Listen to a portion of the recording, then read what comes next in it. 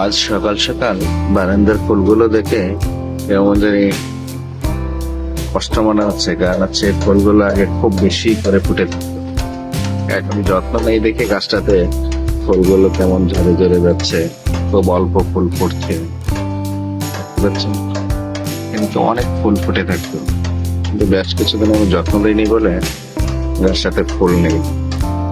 দেখুন পাতাগুলো কেমন জানি ঝরে যাচ্ছে, যদিও শীত শেষ হওয়া আগেই পাতাগুলো সব ঝরে যায়, তারপরে এটা কেমন জানি হয়ে যাচ্ছে। দেখুন, আর আরেকটা বিষয় হচ্ছে, এবছর আমি তেমন একটা টপে গাছ লাগাইনি, তবে এই টমেটো গাছ লাগিয়েছিলাম কয়েকদিন আগে, এই অল্প কয়েকদিন আগে লাগিয়েছি এগুলা, সাথে মরিচ। এগুলোর জন্য এবার কেন জানি হচ্ছে না, বুঝতে পারছি না। মাটিতেও ভালোই সার ছিল, কিন্তু এই যে দেখতে পাচ্ছি গাছগুলো কেমন যেন অপুষ্টিকর হয়ে গেছে এবার সব। আর এখানে লাগিয়েছিলাম একটা বোম্বাই মরিচের চারা, এটাও কেমন জানি পাতাগুলো কোঁকড়ানো কোঁকড়ানো হয়ে যাচ্ছে।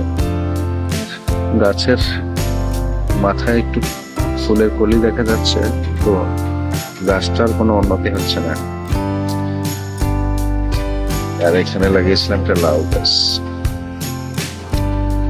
লাউ গাছটাও বেশ ভালোই ছিল, কিন্তু এখনো এটার কোনো উন্নতি দেখা যাচ্ছে না। এই যে দেখতে পাচ্ছেন আগাটা একদম ছোট, এটা হচ্ছে তো হচ্ছে না, এই অবস্থাতে রয়ে গেছে। সবকিছু মিলিয়ে এবার বারান্দাটা কেমন জানি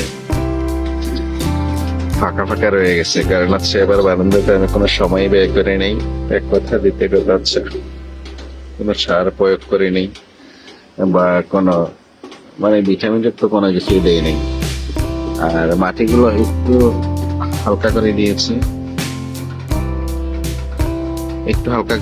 যেন গাছগুলো শিকড় ছড়াতে পারে, কিন্তু শিকড় ছড়াবে কিভাবে? শিকড়ে তো যত্নই দেয়নি, তো এইভাবেই চলছে। আজ হঠাৎ দেখে মনে হচ্ছিল যে বারান্দাটা কিন্তু কাজ করে দেব। আর এই বারান্দাটা অবশ্য একটা কি বলে এটাকে, অপরিত্যক্তের মতো হয়ে গেছে, কারণ এই রুমে আমরা অনেক আশাই পড়ে না, রুমটা অবশ্য বন্ধ বন্ধ থাকে, যার জন্য বারান্দাটাতে আশা করে কম, তো যার জন্য আর কি গাছগুলাতেও পরিচর্যা হয় না। তো যাই হোক, সবাই ভালো থাকবেন, সুস্থ থাকবেন, আল্লাহ হাফিজ। আর বারান্দাতে যদি প্রয়োজন মনে করেন লাগাতে পারেন, বা সব লাগাতে পারেন। এই গাছটা মোটামুটি বেশ বড় হয়েছিল, কিন্তু এটাতে অনেক শব্দ, বাইরে কাজ চলছে, যে বাইরে বিল্ডিং এ কাজ করতেছে, যার জন্য এত শব্দ আর কি। সবাই ভালো থাকবেন, আল্লাহ হাফিজ।